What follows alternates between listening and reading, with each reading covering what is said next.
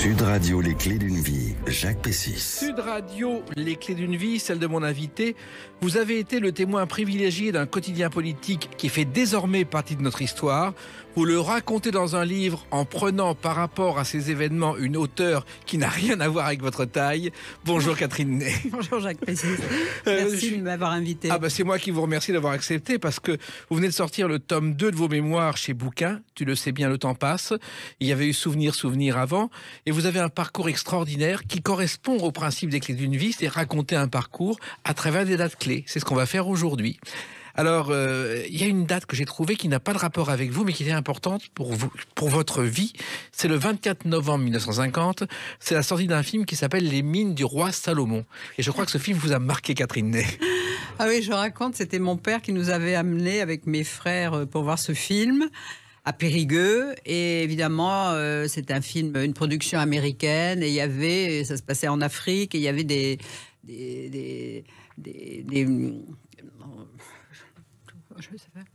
il y avait des Noirs qui avaient leur tutu, leur pagne, leur masque, et ça m'avait, mais j'en avais une peur, mais effrayante. Et j'étais rentrée à la maison comme ça en ayant très peur. Et mes frères, le soir, me disaient, quand la nuit tombait, tu n'es pas capable d'aller au fond du jardin et de revenir. Et moi, j'avais l'impression qu'au fond du jardin, il y avait ces meutes de Noirs qui m'attendaient. Enfin, on ne dit plus les Noirs aujourd'hui, c'était, voilà, comment dit-on aujourd'hui? Des Africains. Des Africains, oui. Des Africains, localement, qui m'attendaient, voilà, et j'avais très peur. Voilà. Et pourtant, vous étiez déjà une grande fille, parce que je crois qu'à 4 ans, vous en paraissiez 6. Et oui, ça j'ai toujours fait. J'ai toujours été adulte, voilà. Oui. C'est vrai? Ça pose un problème, non? Mais ça a posé un problème, mais on s'y fait aussi. Et comme ça a accru mon envie, mon sentiment de liberté très tôt, voilà. Alors, une enfance insouciante, à Périgueux, justement. Oui. Parmi vos copains d'école, il y a quelqu'un qui est Xavier Darcos. C'était pas un copain d'école. Enfin, il était, vous savez, ils étaient 7 enfants et nous, on était 5. Et moi, j'étais avec ses sœurs, chez les bonnes sœurs, puis au lycée. Lui, ses frères étaient avec mes frères. Et donc, c'était le petit dernier. Il avait l'âge de mes frères jumeaux. Donc, j'étais pas directement en classe avec lui, mais ça restait un ami très cher. Voilà, et on se voyait. La famille, et j'ai toujours un frère à Périgueux qui voit un de ses frères, vous voyez. Voilà, oui, et en même temps, on n'imaginait pas une telle réussite. Ah ben, c'est notre gloire périgourdine, bien sûr. Alors, il y a vous aussi, et en même temps, vous avez découvert, je crois, la lecture, Catherine Ney, dans la bibliothèque familiale. Oui, il y avait, parce que mon père voulait absolument, par exemple, que je lise Les Trois Mousquetaires. Et comme c'était une injonction, je ne l'ai jamais lu. Mais il avait toute la collection de Balzac, il avait tous les grands auteurs, Flaubert. Et alors, il y avait 2 livres dans la bibliothèque qui étaient défendus. C'était L'amante de Lady Chatterley et puis La religieuse de Diderot, parce qu'il pensait que si je le lisais, ça me détournerait peut-être de mon éducation religieuse. Et L'amant de Lady Chatterley, évidemment, je l'avais déniché, je l'avais lu, ça m'avait beaucoup ému. Je l'avais fait lire à mes amies qui elles-mêmes avaient été assez troublées. Et donc voilà, c'est mes premiers émois. C'est mes premiers émois de préadolescente. Voilà. Vous étiez déjà éclectique puisque vous lisiez aussi Victor Hugo et les mémoires d'Adrien de Marguerite Yourcenar. Oui, ça c'était les conseils de mon père et là pour cette fois je l'avais écouté. Votre père qui travaillait, je crois, pour la SNCF. Mon père était un gazard qui était venu diriger les ateliers de Périgueux, qui était un grand centre de réparation de machines. Voilà, donc il y a fait toute sa carrière. Voilà. Rien à voir avec le journalisme. En revanche, il y avait un côté artistique dans votre famille, puisque vous aviez une famille musicienne, Catherine Ney. Mais j'avais une mère qui dans sa jeunesse, aurait rêvé poursuivre ses études de piano, parce qu'elle jouait vraiment très très bien. Elle avait un jeu vraiment très délié, mais comme ma grand-mère avait perdu son mari à la guerre en 1916, donc ma mère était orpheline, elle l'avait mis au couvent des oiseaux à Tours pour aller jusqu'au brevet élémentaire, on disait ça, et elle l'avait ramené à Richelieu où ma mère s'était beaucoup ennuyée, avait fait du piano, et donc ma mère a eu une vie, son ambition a été contrariée parce que dans son rêve, elle se serait bien vue pianiste de concert, voyageant, alors je crois que les voyages les plus lointains qu'elle ait pu faire avec sa mère, c'était d'aller à Saint-Jean-de-Luz, vous voyez. Oui. Donc c'était une vie que moi je trouvais évidemment étriquée Et ma mère était pour moi, qui s'épanouissait dans sa vie, comme elle était fille unique, avoir eu 5 enfants, nous étions son paradis, elle trouvait qu'elle avait des enfants originaux, elle était très contente. Mais moi, je ne voulais absolument pas avoir cette vie. Je voulais être indépendante, je voulais gagner ma vie, et surtout, je voulais être journaliste à Périgueux, alors que je ne connaissais aucun journaliste, je ne savais même pas pourquoi je voulais être journaliste. Je voulais être journaliste pour être libre, pour voyager seule, sans ma mère, sans mes frères quand je prenais le train. Vous voyez, donc c'était simplement ce besoin d'être libre. Voilà. Et en même temps, votre mère vous a donné la passion de la musique parce que je crois que vous avez remporté, Catherine Ney, un 2e prix à un concours de piano avec le Petit Nègre de Debussy. Oui, on pourrait plus dire le Petit Nègre d'ailleurs. Hein. Non. C'est comme quand je demandais une tête de nègre dans une pâtisserie. Maintenant, ça serait un acte cannibale. Et là, peut-être, on peut plus le dire. Voilà. Vous voyez, c'est une autre. Oui. Non, mais je le dis. Un prix, un 2e prix. Alors, vous voyez, c'était quand même à Périgueux, un concours de piano. Voilà, je jouais bien, mais enfin, je n'étais pas une future Martha Argerich non plus, vous voyez. Non, puis il y avait un concours de chant, la Truffe de Périgueux aussi, où vous auriez pu participer parce que vous chantiez cette chanson. Quand reviendras-tu dire, au moins le sais-tu. Cette chanson de Barbara, c'était votre hymne de jeunesse, Catherine Ney. Oui, je jouais, je m'accompagnais au piano, je chantais, j'adorais cette chanson. Parce que quand on se retrouvait en famille, tout le monde jouait du piano et chacun faisait son numéro et voilà, ça c'était mon morceau de bravoure. Ouais. Voilà. Et cette chanson est née d'une histoire d'amour de Barbara avec un diplomate qui a rompu. Et c'est une de ses premières chansons. Puis il y avait une autre chanson familiale aussi chère à votre cœur et à celle de votre famille. Un petit jet d'eau, une station de métro, entourée de bistrots. Pigalle. Ça, c'était la chanson de votre mère, Pigalle, de Georges Hulmer. Oui, ma mère adorait la musique et la chanson, et donc nous chantions autour d'elle au piano avec toutes les paroles qui étaient Prosper dans son coin, qui surveille son gagne-pain, vous voyez. Et je vais avoir 6-7 ans, j'étais chez les Bonnes Sœurs, et on recevait chaque année la visite de Monseigneur Urtasun, qui était un évêque qui mesure 1,50 m et qui était toujours en soutane et qui venait nous voir, qui chantait, qui tournait, qui à la récréation, qui faisait la ronde avec les plus petites. Et mademoiselle Roulier, qui était la directrice, m'avait dit qui veut chanter une chanson pour Monseigneur. Et moi, j'avais 6 ans, j'étais montée sur une chaise et j'avais chanté Pigalle.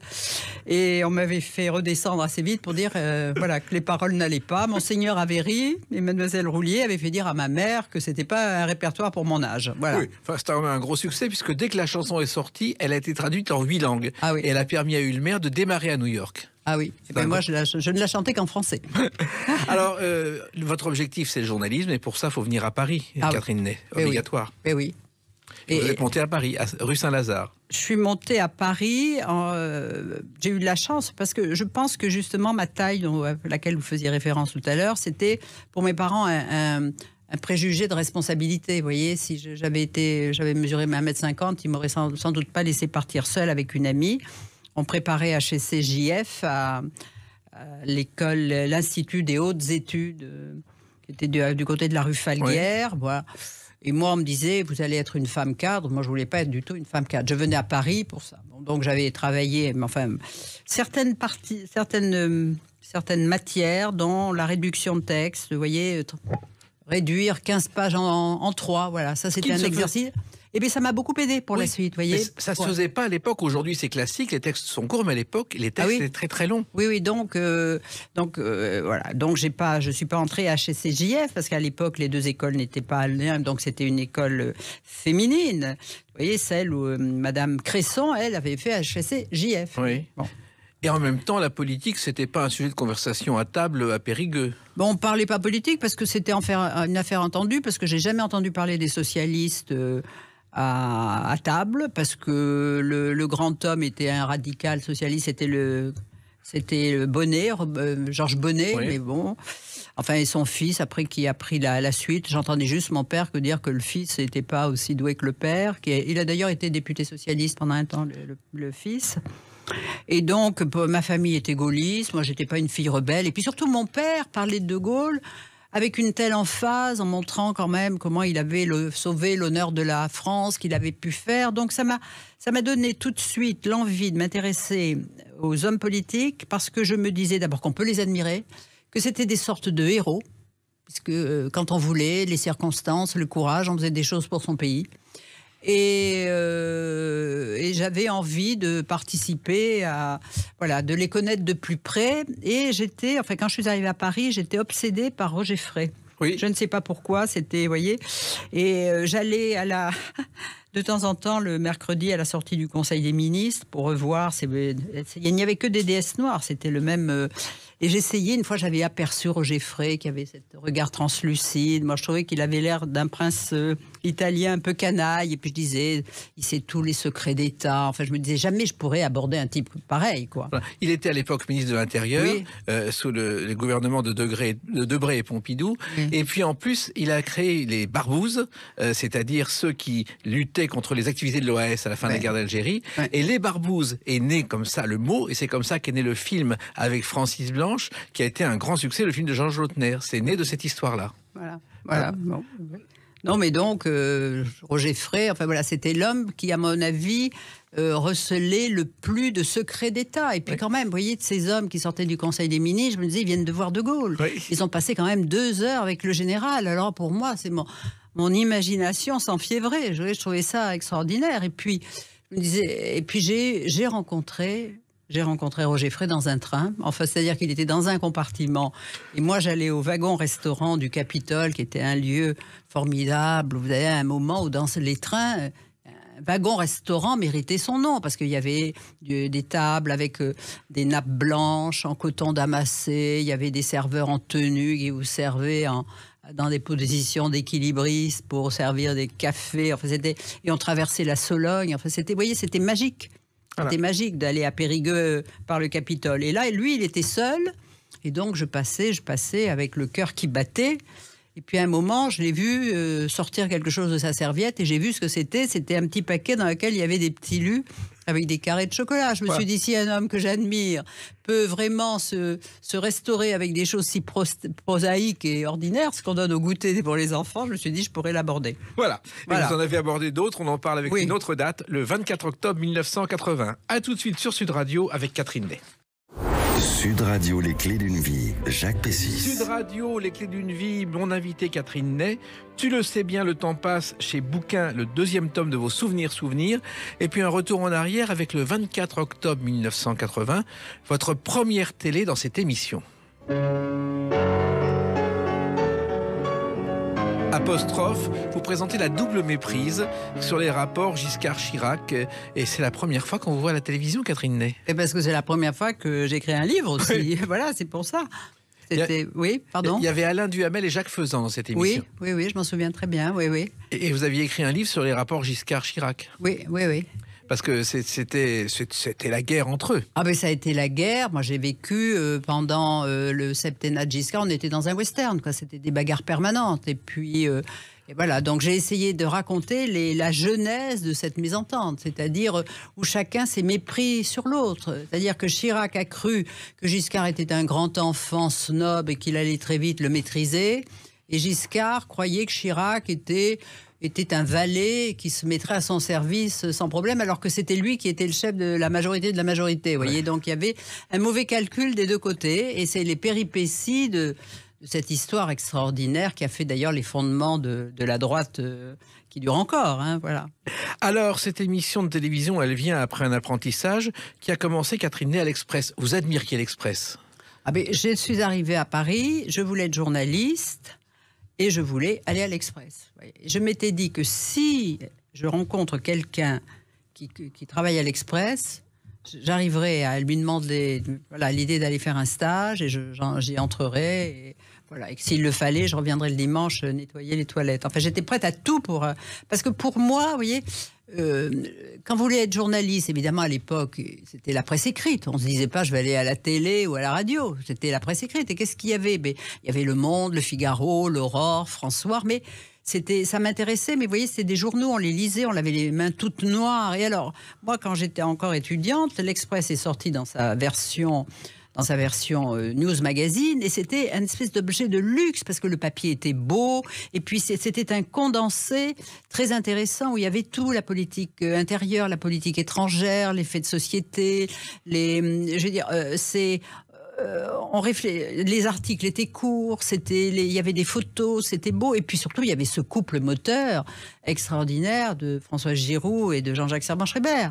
Donc c'était là où je voulais aller et où j'ai réussi à entrer. Voilà. En m'y prenant à 2 fois quand même, parce que j'ai fait un stage, Jean Ferniaud ne m'a pas gardé, parce qu'il ne voulait pas de femme, il trouvait que les femmes...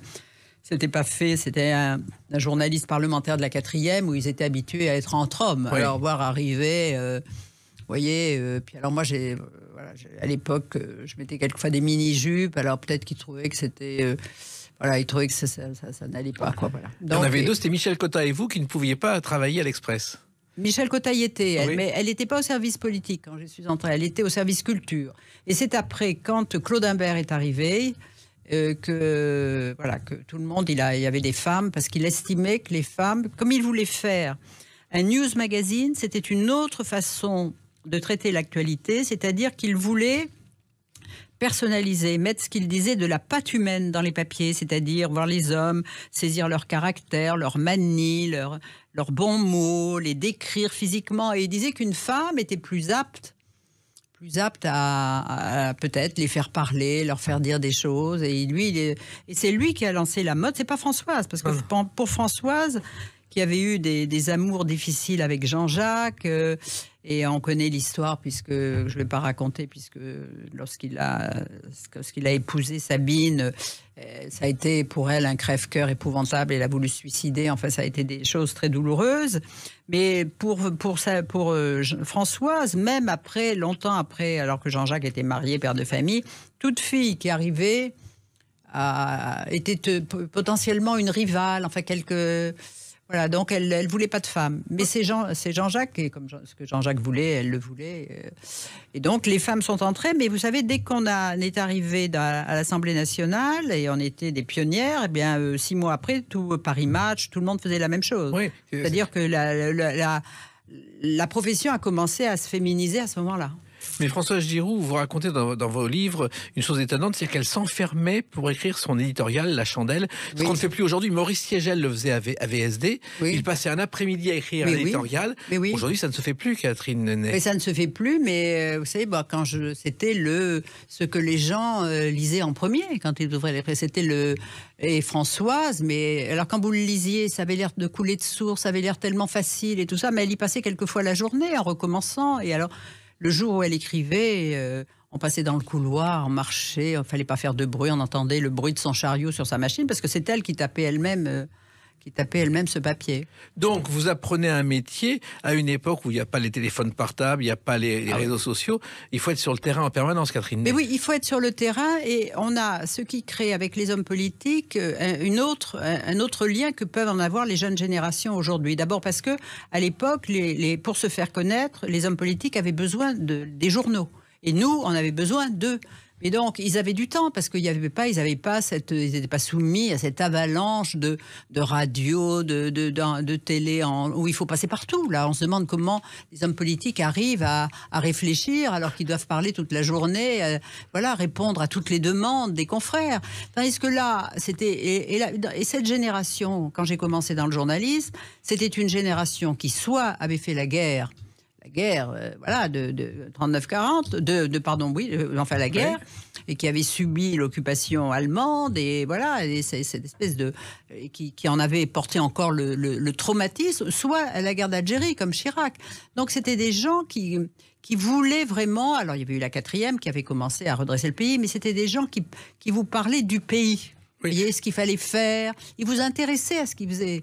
Alors, la conversation pouvait être légère aussi, mais quand on sortait de là, on avait appris des choses, vous voyez, sur la situation. Puis c'était souvent des gens qui connaissaient leur terrain, qui racontaient ce que venaient leur dire dans les permanences, les gens qui venaient les voir. Vous voyez, donc c'était du donnant-donnant. Nous, on leur permettait d'avoir leurs photos dans l'Express, et puis eux, ils nous apprenaient aussi, vous voyez. Et surtout, il y avait une confiance qui existait, c'est-à-dire le off existait vraiment, et il n'y avait pas le buzz. Il n'y avait pas le buzz. Il n'y avait pas le buzz, mais dès qu'il y avait une petite phrase qui était un petit peu piquante, déjà, Enfin, c'était très bien, mais il l'assumait complètement. Oui, et en même temps, Françoise Giraud, vous réclamez quelquefois des anecdotes sur leur vie privée, ce qu'on ne peut pas imaginer aujourd'hui, Catherine Ney. Oui, on pouvait. Elle voulait savoir. C'est pas tellement pour le dire dans les papiers, mais elle était très. Si on pouvait lui dire, un tel est avec un tel, et puis voilà, ou elle avec sa femme, ça ne va plus. Enfin, il adorait ça. Ouais. Elle adorait ça. En même temps, c'était une autre époque où il n'y avait pas de problème de ce côté-là. Il n'y avait pas de problème de ce côté-là. Enfin, c'est-à-dire qu'il y avait peut-être des problèmes, mais on ne le savait pas. Et en tous les cas, les rapports entre les hommes et les femmes, c'est-à-dire qu'on ne prenait pas un compliment, même appuyé, pour un pré-viol, c'est-à-dire qu'on n'allait pas au commissariat pour porter plainte, voyez. Donc, et puis surtout, après mai 68, il y a eu un vent de liberté comme ça qui a soufflé, les femmes étaient plus libres, parce qu'avec la pilule, il y a eu tout ça, vous voyez, parce qu'on a voté la pilule en décembre 67, puis il y a eu mai 68, donc ça a été... Donc c'était à la fois tu veux ou tu veux pas. C'était la chanson de Zanini, vous voyez. C'était et puis c'était et on parlait de ces choses-là plutôt en riant. Oui. Vous voyez, ça faisait partie. C'était voilà la sexualité des hommes politiques dans les déjeuners. Dans les déjeuners avec des politiques qui vous racontaient ce que faisait son collègue. Voilà, c'était admis et c'était plutôt quelque chose de joyeux et on ne faisait pas de morale, quoi. Alors, il y avait quand même une femme politique que vous croisiez dans les conférences de presse, notamment à l'Élysée, Geneviève Tabouy, que j'ai croisée à RTL à 92 ans en train de faire son éditorial. Elle avait une sorte de chapeau avec une voilette et je ne sais pas si vous le savez, Catherine Ney, mais les caméras, comme elle était toujours à la même place, réglaient la caméra sur le chapeau et la voilette. Ah, je ne savais pas, mais moi je ne l'ai vue qu'une fois. C'est pour la conférence de presse. La seule et unique à laquelle j'ai assisté, c'était en septembre 68, du général de Gaulle. C'était d'ailleurs sa dernière. Et là, vous voyez, mais on entrait, moi j'étais... Alors là, vous voyez, c'était ma première conférence de presse. On entrait à l'Élysée comme on entre dans une cathédrale. La pointe, ouais, on marchait sur la pointe des pieds pour pas faire de bruit. Et alors, il y avait ce parterre où, en tout, il y avait 500 personnes avec les journalistes étrangers. Et les femmes, on devait être une dizaine dans la salle, mais il y avait Geneviève, il faisait chaud, Geneviève Tabouy était au premier rang, et elle s'endormait profondément 5 minutes après. Voilà, c'était autre chose, c'était une autre époque. Et il y a eu ensuite d'autres choses, il y a une date importante dans votre carrière, c'est le 1er mars 1975. On en parle dans quelques instants sur Sud Radio avec Catherine Ney. Sud Radio, les clés d'une vie, Jacques Pessis. Sud Radio, les clés d'une vie, mon invité Catherine Ney. Tu le sais bien, le temps passe, le tome 2 de ses Souvenirs chez Audition Bouquin, on va en parler tout à l'heure. Mais là, on parle d'une date importante que vous évoquez d'ailleurs dans ces livres, le 1er mars 75. Je crois que c'est votre arrivée à Europe numéro 1. Oui. Et on disait à l'époque Europe numéro 1 parce qu'en fait, on l'a un peu oublié, mais quand Louis Merlin est arrivé en 1956, il devait y avoir plusieurs stations européennes, Europe numéro 1, numéro 2, numéro 3, et faire de la télé. Et tout ça, naturellement, ne s'est pas fait. Alors, oui, vous m'apprenez. Alors, la radio, c'est un autre métier, Catherine Ney. Ah oui, c'est absolument un autre métier parce qu'on s'aperçoit que... J'ai quitté d'abord l'Express parce que Jean-Jacques faisait de la politique. C'était, vous voyez, il était entré au gouvernement avec Giscard. Il est resté 9 jours parce que voilà, il faisait des déclarations intempestives. Et puis Françoise l'a remplacé. Il est entré au ministère de la Culture, enfin des droits de la femme. Mais alors l'ambiance avait complètement changé. Je ne pouvais plus rester. Enfin, voilà, j'avais envie de partir et de changer. Et puis surtout. Vous savez, Françoise avait, pour qu'il y ait une unité de ton, elle avait fait venir Jacques Duquesne qui réécrivait un peu tous les papiers pour qu'il y ait une unité de ton. Vous n'écriviez pas vos papiers, Catherine. Et donc, j'étais censée les écrire, mais je sais pas, j'avais des blocages. Puis vous savez, quand on admirait tellement Françoise, alors le jour de bouclage, pour écrire 3 feuillets costauds, j'arrivais le matin à 8h, à 18h, il n'était pas écrit. Alors que quand je disais ce que je voulais faire, on me disait, mais voilà, tu n'as qu'à écrire ce que tu nous... Et puis, impossible, il y avait... Et donc, on allait voir Jacques, qui était dans un petit bureau sans fenêtre, d'ailleurs, et on lui disait les choses, et je lui disais, mais écoute, t'as le cerveau branché sur ton stylo. Mais je lui racontais, il prenait presque en note, et le papier se faisait. Mais je me suis dit, si je reste à l'Express, je n'écrirai jamais. Parce que quand vous arrivez à la radio, d'abord, si on vous dit un papier, c'est à 12h03 dans le journal, faut pas dire attendez, je serai prête à 14h. Vous voyez, donc ça force un peu. Mais surtout, j'ai découvert un autre rythme parce qu'il fallait venir le matin en direct pour faire les papiers. Le soir, il y avait une conférence à 19h et Mojotte me disait « Ah ben écoute, Jospin arrive du Guatemala ce soir à 23h à Roissy, tu veux pas aller le chercher ?» On ne pouvait pas dire non, vous voyez. Il y avait même les dîners à l'Élysée où il fallait attendre dans sa voiture. Oui, enfin, c'est arrivé une fois, ça, ce que je raconte. Comme oui, non, mais c'est vrai, c'est la radio. Je veux dire, il y a peu de gens qui peuvent. Quand on a fait toute sa vie dans un hebdo, je pense qu'on n'est pas capable de s'adapter au rythme de la radio tellement c'est fatigant. Vous voyez, ou alors faut être très jeune. Mais vous voyez, quand enfin, il y a des gens qui sont arrivés qui n'ont pas pu s'adapter, qui sont restés, crois-moi, et ils sont repartis parce que c'était trop lourd. Oui, moi je me souviens de l'Express où j'ai travaillé aussi pendant quelques mois. Oui. Et l'Express portait bien son nom parce que les gens passaient leur temps à aller boire un café et étaient rarement dans leur bureau. Oui, mais ça on pouvait parce qu'il y avait, vous voyez, quand on faisait 3 feuillets costauds dans la semaine, c'est quand on avait fait son travail à l'hebdo, c'est ça. Tandis que la radio, vous pouvez faire un papier le matin, à midi, le soir, le lendemain, c'est selon la demande. Et alors ça veut dire aussi se promener partout de la même manière, mais avec un gros magnétophone Onagra sur l'épaule. Qui pesait 7 kilos. Oui. Et ça, je trouvais ça très pénible. Oui. Et vous arriviez quand même, ça vous passionnait. Comment êtes-vous arrivé à Europe numéro 1, Catherine Ney? C'est par une amie qui était très liée à Étienne Moujotte et j'ai eu un rendez-vous avec lui et puis voilà, il voulait une femme pour le service. Je suis arrivée au bon moment et Étienne était un directeur de rédaction tout à fait exceptionnel, même qui surveillait tout, qui était très... Qui était en apparence souple, mais une main de fer, vous voyez. Et la maison était tenue quand il était là. Et il adorait la politique, donc je pouvais revenir de l'Assemblée nationale, lui raconter ce qui s'y passait. Et il voyait tout de suite l'angle du papier qui pouvait se faire. Enfin, c'est très, très agréable de travailler avec lui. Oui, et en plus, quelquefois, il fallait être là le matin. Pendant des années, vous avez une chronique à 7h du matin. Ça, c'est pas évident aussi, Catherine. Ça, c'est très dur, oui. C'était à 8h moins le quart, 7h45. Mais enfin, j'arrivais tous les matins à 6h, oui. C'est dur, oui. Mais il faut être tenu par la passion. Il faut être tenu par la passion, il faut mâcher du fer, et puis il y a l'excitation du papier quand même, vous voyez, de tous les jours, se dire qu'est-ce que je vais... Peut-être c'est comme ça qu'on devient accro au travail aussi. Oui, et puis vous avez vécu des événements qui sont entrés dans l'histoire depuis. Ça, c'est depuis De Gaulle, Pompidou, Giscard et tout le reste, vous étiez là tout le temps, vous avez tout vu. Oui. C'est un privilège. Oui, c'est un privilège, bien sûr. Oui. Ça m'a permis de faire des livres, vous voyez. Oui. Mais en même temps, parce que vous voyez justement, quand vous faites des éditos et que tous les jours vous commentez la dernière phrase, même le dernier événement, si au bout d'un moment, après avoir fait tout ce travail, vous ne posez pas tout à plat.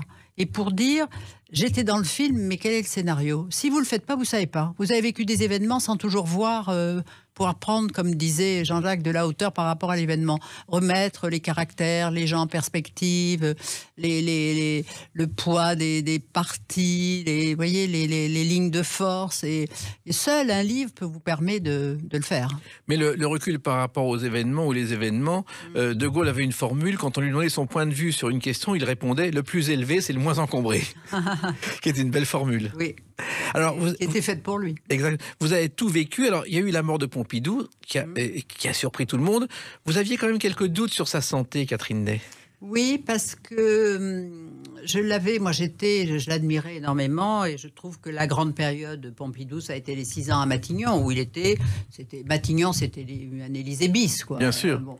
Et puis, en mai 68, c'était quand même assez extraordinaire c'était assez extraordinaire que pendant le mois de mai où il s'est passé des événements hors normes, eh bien, les 11 premiers jours, Pompidou était en Afghanistan et en Iran. Il revient 4 jours après, De Gaulle part en Roumanie. Ça veut dire que l'exécutif, la moitié du temps, ne s'est pas parlé en direct.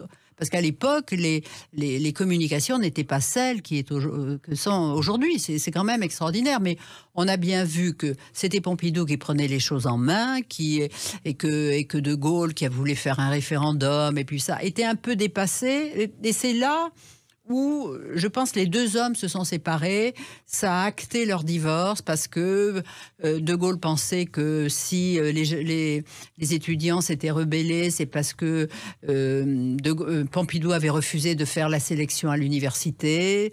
Que si les ouvriers, c'était parce qu'il avait refusé de redonner l'entreprise aux ouvriers. Enfin, il y avait des grandes ruptures idéologiques entre eux. Puis au bout de 6 ans, De Gaulle en avait marre de Pompidou. Voilà, ça arrive aussi. Voilà. Et puis Pompidou était déjà malade, on ne le savait pas. Voilà. Et vous l'aviez déjà repéré presque. Moi, j'avais repéré une chose, c'est que lorsque, au mois de juillet 68, après, c'est lui qui a demandé au général de dissoudre, et ce qui a été quand même, qui est arrivé à avoir la chambre bleue horizon, la majorité de la majorité, un succès formidable pour De Gaulle. Donc il a quitté le pouvoir un peu marri parce que je crois qu'entre lui, il a fait attendre, il ne savait pas s'il voulait rester, s'il voulait partir, il attendait. Enfin, De Gaulle a dit, il ne répond pas, j'en nomme un autre, mais je crois qu'il voulait se séparer de lui. Et donc, je l'avais vu revenir au mois de septembre, aux journées parlementaires, où j'avais trouvé qu'il avait pas mal forci. Mais comme il était très bronzé, on lui aurait acheté sa santé.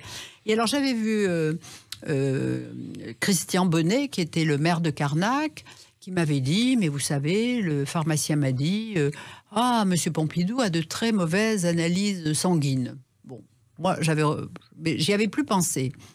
Et puis, j'ai remarqué que lorsqu'il a été élu, pendant la campagne, j'avais accompagné Georges Suffert pour l'interroger. Il était très agréable, il savait qu'il allait gagner. Enfin, c'était un homme. Et puis, il est entré au pouvoir et tout de suite, il a changé il était plus irascible. Alors, je me dis, c'est parce qu'il prend ses marques. C'est difficile de succéder au général, vous voyez. Mais Robert Schuman, qui avait été son condisciple, je crois qu'ils avaient passé ensemble le concours général de grec, de latin, je ne sais plus quoi. Il m'avait dit tout de suite, son caractère s'est complètement changé. Et je pense qu'il souffrait déjà et qu'il était atteint du mal, qu'il l'a emporté. Et puis, peut-être, il a été élu en 69, vers 71, vous voyez ça.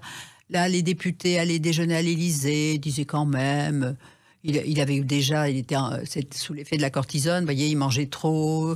Il trouvait qu'il se comportait pas bien, une période où il faut être mince. Lui, il reprenait 3 fois de la charlotte aux fraises, vous voyez, parce que la cortisone, l'appétit est décuplé. Donc, et on sentait qu'il était, malade. Oui. Et puis, justement, pour être journaliste, il faut avoir du flair. Et ce flair, vous avez appris à l'exercer, Catherine Ney. Oui. Parce que on sent tout de suite les choses. Un vrai journaliste. Oui.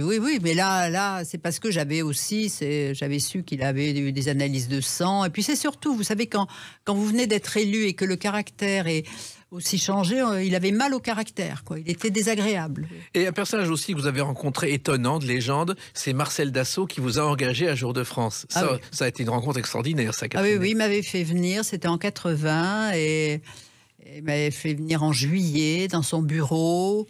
Et puis, il faisait très chaud, et j'arrive dans son bureau, et il faisait...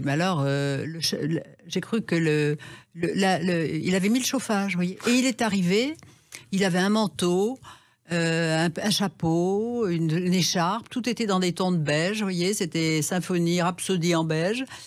Et alors, il m'a dit, vous allez remplacer, je crois que c'était Patrice Duhamel qui faisait et voilà, donc vous allez faire une semaine un élu de droite, en ce moment, la droite est au pouvoir, je sais que vous aimez piquer, c'est pas le genre de la maison, alors la droite est au pouvoir, vous serez gentil avec la droite, et puis la gauche, vous serez pas désagréable avec la gauche. Et puis 1 an après, Mitterrand, Giscard est battu. Mitterrand arrive à l'Élysée et la secrétaire de M. Dassault dit « Le président veut vous voir tout de suite ». Et alors, il me reçoit, et alors, il avait une espèce de voix un peu chevrotante et pincée. Il me dit « Vous vous souvenez de ce que je vous ai dit ? Maintenant, vous allez faire le contraire. » Voilà. Il faut savoir que Jour de France était la danseuse de Marcel Dassault. Oui. Et au départ, ce qu'on a oublié, c'est qu'il voulait en faire un Paris-Match concurrent, car il détestait Jean Prouvost, autre milliardaire. Oui. En 54, il a commencé, ça n'a pas marché, et il en a fait un journal People avant la lettre qui a fait un triomphe. Oui, qui marchait très bien, il choisissait tout. Il y avait des mannequins qui posaient pour des tenues légères, des déshabillés. Il regardait, lui, c'était l'image, vous voyez. Et alors, quand il supportait pas les barbus, il souffrirait beaucoup aujourd'hui. Dès qu'il y avait un barbu sur une photo, il le coupait, il l'enlevait, vous voyez. Et croiser quelqu'un dans les bureaux, dans les couloirs avec des mains moites. Ah, ça, il ne supportait pas. Virer tout de suite. Virer tout de suite, oui. Et les costumes marrons aussi. Oui, il n'aimait pas les costumes marrons, oui, oui. Mais c'est une autre époque. Vous avez vécu une époque journalistique privilégiée, Catherine. Ah, ben oui. Puis il y avait le général de Bénouville qui était aussi extraordinaire auprès son de adjoint. lui. Oui. Comment ? C'était son adjoint. Ben, et puis c'était celui qui avait été pendant la guerre, pendant la résistance, qui était un peu le ministre des Affaires étrangères du général, quoi. C'était, je crois qu'il a la carte du numéro 1 ou 2 des Compagnons de la Libération. C'était un homme avec la voix au perché, qui avait un charme fou et qui m'envoyait interviewer Sékou Touré, voilà, parce qu'il voulait réconcilier, voilà, la France et l'Afrique, oui. Voilà, et c'est dire si vous avez fait des choses. Et il y a beaucoup d'autres choses qu'on va évoquer à travers une autre date, ce livre, 25 novembre 2021. À tout de suite sur Sud Radio avec Catherine Ney. Sud Radio, les clés d'une vie, Jacques Pessis. Sud Radio, les clés d'une vie, celle de mon invitée Catherine Ney. 25 novembre, sortie d'un livre chez Bouquin, le 2e tome des souvenirs. Et pour donner le titre, on va écouter une chanson. Ce n'est rien, tu le sais bien, le temps passe, ce n'est rien. Eh oui, Julien Clerc, tu le sais bien, le temps passe. Je suis sûr qu'il y a un rapport avec le titre de ce livre, Catherine Ney. Oui et non, parce que cette phrase, c'est Albin qui me le disait souvent. Ah tu bon ? le sais bien, le temps passe, oui, oui. Donc, il se trouve... d'ailleurs, il ne me disait pas « ce n'est rien », c'est parce que ça n'était pas rien, justement. Justement, alors ce n'est pas rien, justement, le 2e tome de vos mémoires. Le premier avait eu un succès colossal. J'ai vu ce matin que le 2e, tu le sais bien, le temps passe, chez Bouquin, était en tête des ventes sur Amazon. Vous avez touché un large public. Oui, parce que oui, et j'en suis ravie parce que voilà. Alors pourquoi avoir écrit ce 2e tome ? Vous aviez fini le premier, vous aviez envie d'écrire la suite, Catherine Ney ? Ah mais non, mais parce que j'avais pas fini mes souvenirs. Le premier tome, c'était l'arrivée de Jacques Chirac au pouvoir. Oui. Donc je voulais raconter Jacques Chirac au pouvoir, la cohabitation, et puis la suite, la réélection de Jacques Chirac. Et puis les premiers bagarres avec Sarkozy, vous voyez, là encore, ça a été vraiment encore une série de westerns et avec des personnages qui avaient des caractères, une expérience, même comme on n'en voit plus aujourd'hui, quoi. C'était voilà. Alors, il y a plus de 400 pages de souvenirs. Oui. Pour les écrire, parce qu'il y a une précision diabolique dans ces textes, vous avez pris des notes au cours de votre carrière, Catherine Ney ? Ah oui, j'avais des cahiers, oui. Vous avez toujours noté ? J'ai toujours tout noté, oui. Oui. Et ça vous a servi pour écrire ces souvenirs ? Oui, et puis même les éditos que j'avais faits pour me rappeler un tas de choses, oui, bien sûr. Et vous avez quand même rencontré quelques témoins vivants aujourd'hui pour compléter ces souvenirs ? Oui, mais enfin, vous voyez, quelques-uns, mais ils n'étaient pas les plus nombreux, quoi. Mais non, c'est le passé. Oui. Alors, le livre débute, tu le sais bien, le temps passe, où le jour de l'arrivée de Chirac à l'Élysée, où Bernadette s'est foulée la cheville. Mais oui, ça avait l'air de rien, mais vous savez, c'était Jacques Chirac succédait à François Mitterrand, qui, les dernières années de sa vie, c'était une ambiance crépusculaire à l'Élysée, d'une grande tristesse. Et puis voilà, c'était un homme malade. Donc l'arrivée de Jacques Chirac était à peine tout juste sexagénaire, vous voyez, qui était encore un bel homme, un gambe, et qui n'éteignait pas les regards féminins. Et le Figaro Magazine avait titré « Avec Chirac, la France prend un coup de jeune ». Oui. Bon. Et donc, le jour de l'investiture, Bernadette était arrivée. Et moi, je regardais les images. Elle était seule sur le tapis rouge. Et j'avais vu qu'elle avait un peu forci, quoi. Elle avait pris, comme on dit, du popotin, vous voyez. Bon. Et je la regardais. Elle avançait très doucement. Et paf, elle s'était tordu le pied. Et tout le monde avait ri dans la rédaction. Et on ne peut pas imaginer l'effet produit sur sa fille qui s'est dit « Ma mère ringardise mon père ». Donc, elle a décidé d'ôter à sa mère toute visibilité médiatique, c'est-à-dire de l'effacer et qu'elle s'occupe de l'Élysée. C'était le seul rôle qu'elle voulait lui assigner, alors que sa mère était une grande et fine politique. C'était une femme politique parce qu'élue en Corrèze et réélue, et elle connaissait tout à fait le pays. Tout à fait le pays, et elle pouvait faire ses séjours en Corrèze. Elle prenait le pouls de la France d'en bas. Elle savait dire des choses et elle était très malheureuse parce que son mari ne l'écoutait pas. Dès qu'elle lui disait quelque chose n'allait pas, elle lui disait « Laissez Bernadette, vous êtes la mouche du coche ». Enfin voilà, c'était... Et un jour, je lui avais proposé, c'était 4 mois après l'arrivée de Chirac à l'Élysée, je lui avais proposé si elle voulait être intéressée par une interview pour le mois d'août, où je faisais toute une série d'interviews de femmes méritantes, intéressantes, hors du commun. Et j'avais été la voir à l'Élysée, et bien sûr, elle était intéressée. Et quand j'avais demandé à voir Madame Chirac, les huissiers m'avaient amenée chez sa fille. Donc, j'étais arrivée, vous voyez, en retard, et elle m'avait dit « Ah, mais vous ne saviez pas que le président était veuf !» Voilà. Et donc, on avait fait une interview où elle disait des tas de choses pertinentes. Mais surtout, je me suis aperçue combien, après la dissolution, Dieu sait si elle était contre et si elle avait dit à Jacques Chirac de ne pas prendre Alain Juppé comme Premier ministre parce qu'elle trouvait qu'il n'était pas assez chaleureux, que c'était et qu'il n'était pas... qu'il aurait des ennuis avec lui. Ce qui s'est d'ailleurs passé. J'ai vu pendant la cohabitation qui a duré 5 ans le travail qu'elle a accompli pour conspirer à la réélection de son mari, ne serait-ce qu'avec les pièges jaunes, vous voyez, où elle est devenue très très très populaire parce que avec ses pièges jaunes, elle a vraiment apporté beaucoup de choses aux parents des enfants malades dans les hôpitaux, partout, apporté aussi des pompes à morphine pour les enfants. À l'époque, ça n'existait pas de créer des maisons pour les enfants adolescents qui avaient des problèmes, vous voyez, l'anorexie, puisqu'elle connaissait le problème. Donc c'est une femme qui, au municipal, vous voyez, les élus demandaient qu'elle vienne les soutenir, et c'était pas quelqu'un d'autre qui demandait, c'était elle qui le voulait.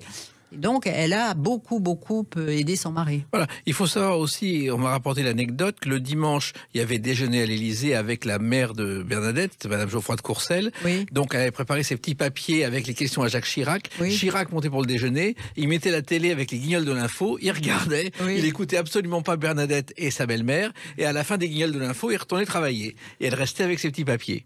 Oh, mais ça, c'est bien possible, parce que combien de fois il y a des scènes où on racontait qu'il disait à Bernadette et à sa mère d'être au bout de la table, et lui, dès qu'il y avait un invité, il se mettait à l'autre bout et parlait à l'invité, laissait la mère et la fille dans son coin.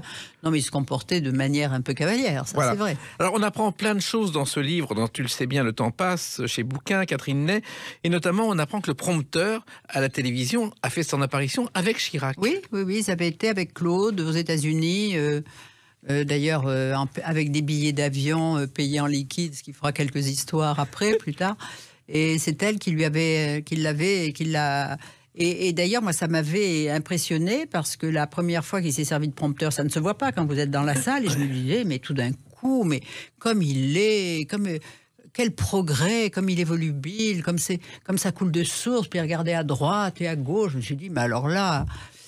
Voilà, je l'admirais et c'était les effets prompteurs. Voilà, il faut savoir que le prompteur, il est arrivé en France par Pierre Bellemare en 57, que vous avez connu à Europe numéro 1, qui l'a amené des États-Unis. Et au départ, Zitrone et Mourouzi ont refusé d'utiliser la télévision et Philippe Gildas et Roger Hickel ont accepté le prompteur en premier à la télévision. Ah oui, mais c'est ce qui passait, c'était le déroulé du journal. Oui, c'était l'ancêtre du prompteur. Oui. Alors, vous évoquez aussi, bien sûr, François Mitterrand, qui vous a accueilli dans un studio à Europe numéro 1, alors qu'il n'était pas très content du livre que vous aviez écrit sur lui, Catherine Ney. Oui, c'était pour les 7 Mitterrand. Oui. Parce que le premier... donc, il allait venir, c'était pour le 88...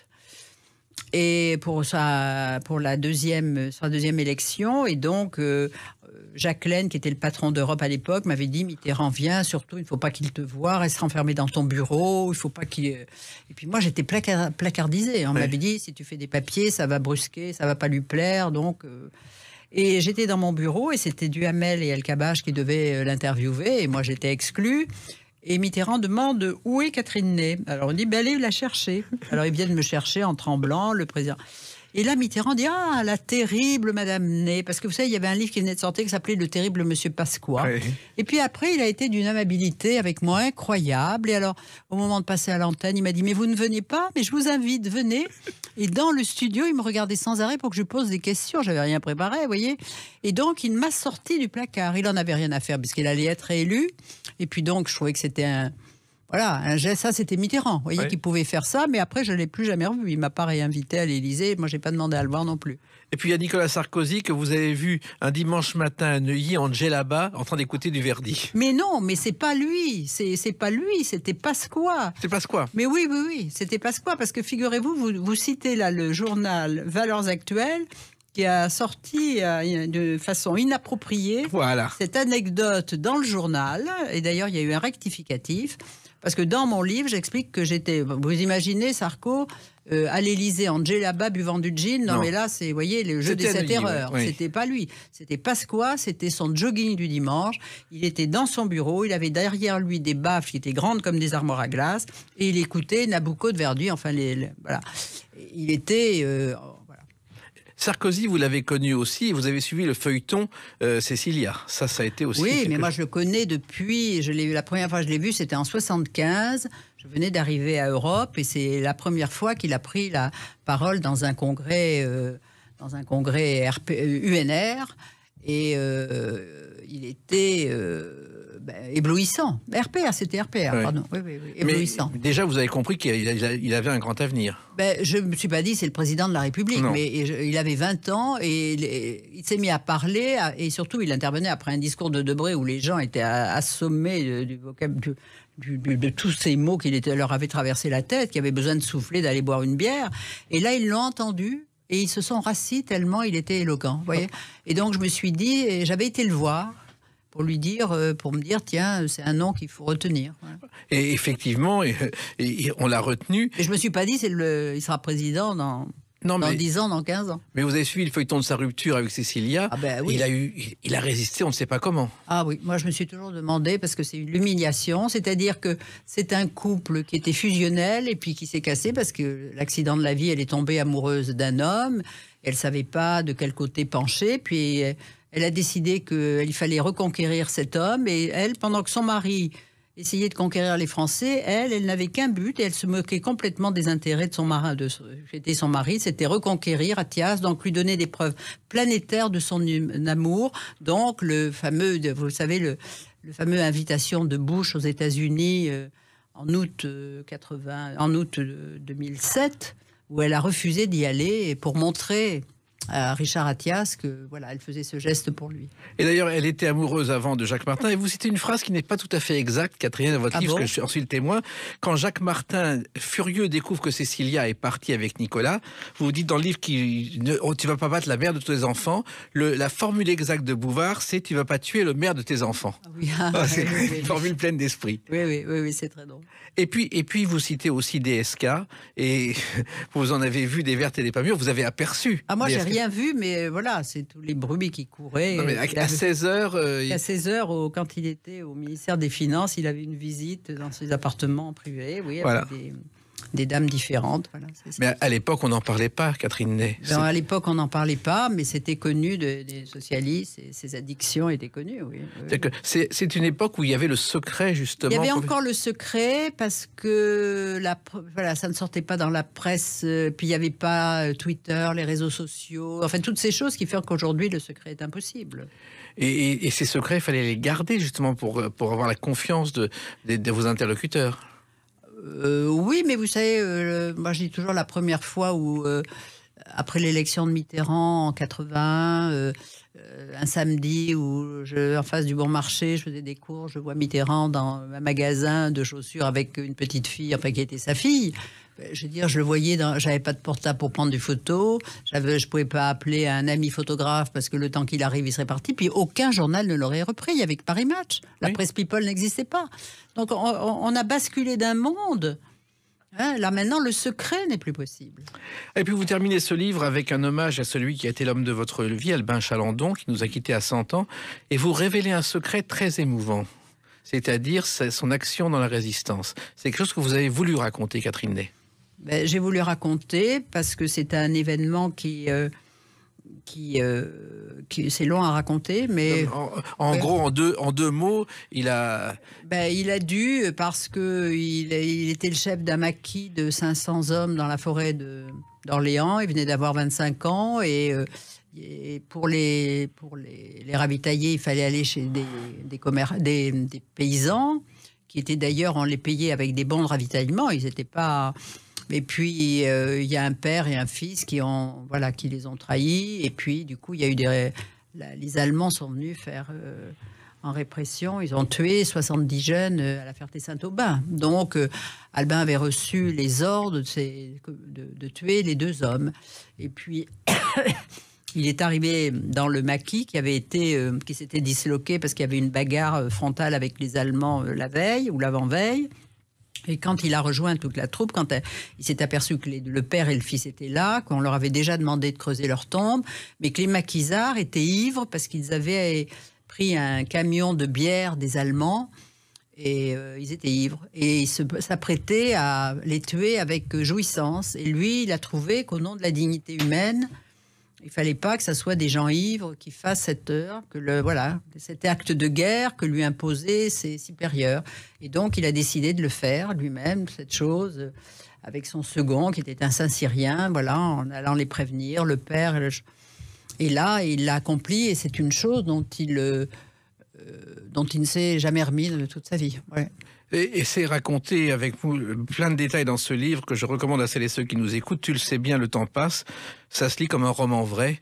Merci d'avoir écrit. Vous allez continuer à travailler, à écrire, Catherine Ney. Peut-être. Oh, c'est certain. Ouais, c'est pas sûr, mais peut-être, oui. Oh, j'en suis certain, parce qu'on ne peut pas s'arrêter comme ça après de telles confidences.